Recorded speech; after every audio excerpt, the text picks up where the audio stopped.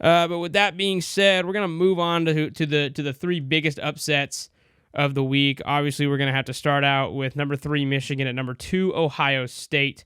This game, the first half was pretty close, but in the second half, man, I mean, Michigan exploded. They outscored Ohio State 28-3 in the second half, and the final score 45-23.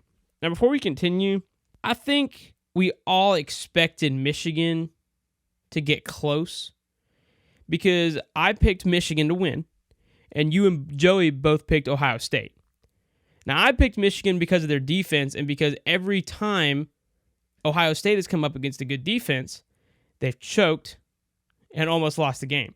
Penn State, Maryland, even Northwestern. Northwestern played good defense that game, even though because both teams had to run the ball the entire time. So what was your reasoning in picking Ohio State? Well, just to be plumb honest with you, Mason, I just didn't think, in my opinion, I did not think that Michigan would go into the horseshoe and win. I certainly didn't think they'd go in there and pick up a 3-touchdown win. But given the year Ohio State had, down the stretch, and we can say that Penn State crapped the bed against them late, back earlier this month or end of October, I should say, and they did. But Ohio State, as much as I hate them, they had proven to be a pretty dominant team all year. And I just thought, Michigan struggled a couple of times against some teams they probably should have handled pretty easily. And so when I looked at their overall body of work, I just thought that Ohio State, it was at Ohio, it was in Columbus.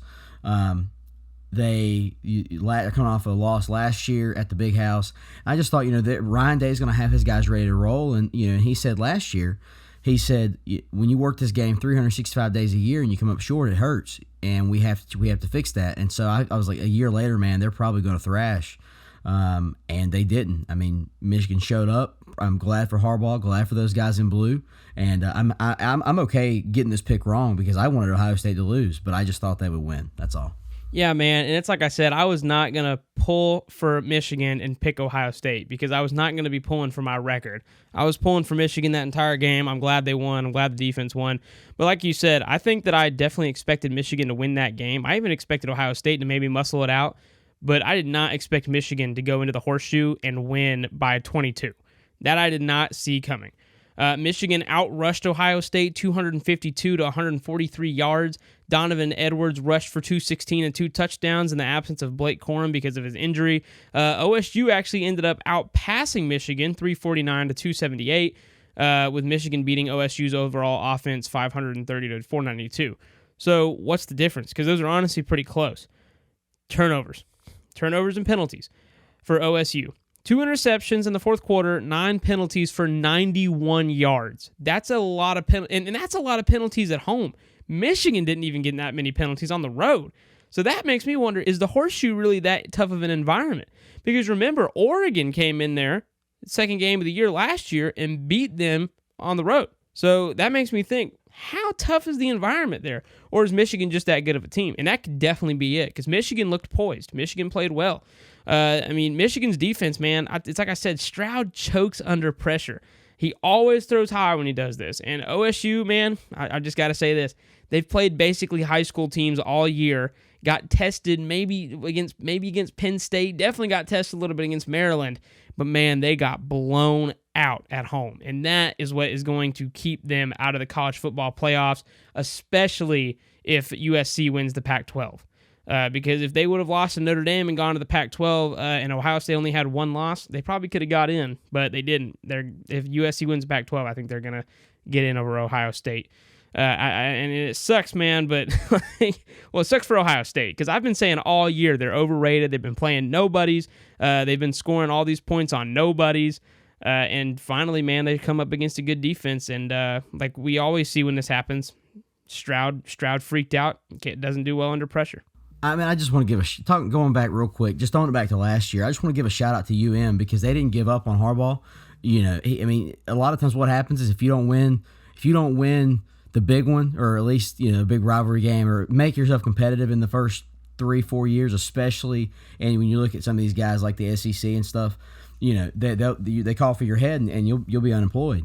And so when I look at the fact they stuck with him for several years and finally gave him the chance, and of course he does it now back-to-back years. Given Michigan their first loss in Columbus since 2000, I have to give a big shout out to Michigan, man, because they stuck with the process And I'm not saying that they're there yet. Who knows what'll happen with the playoffs and everything. But I've just got to say they've won the game 2 years in a row, and it's just really impressive. They just look really good. Definitely. And something else is that, J.J. McCarthy, man, he played really well. 2 huge passes downfield for 50 to 60 yards, which tells me that the OSU secondary was not ready. And then, man, it's like that 160-yarder, that 185-yarder from Donovan Edwards, who's the backup to Blake Corum. He rushed for 260 and 2 touchdowns. And those big runs, like breaking through the gap, and just Ohio State couldn't run them down, man. It's Ohio State defense, too, that also killed them, too, man. Michigan, they're a lot, especially in the third quarter, towards the end and going into the fourth, their drives were long. They would pound the run game. They would control the line of scrimmage.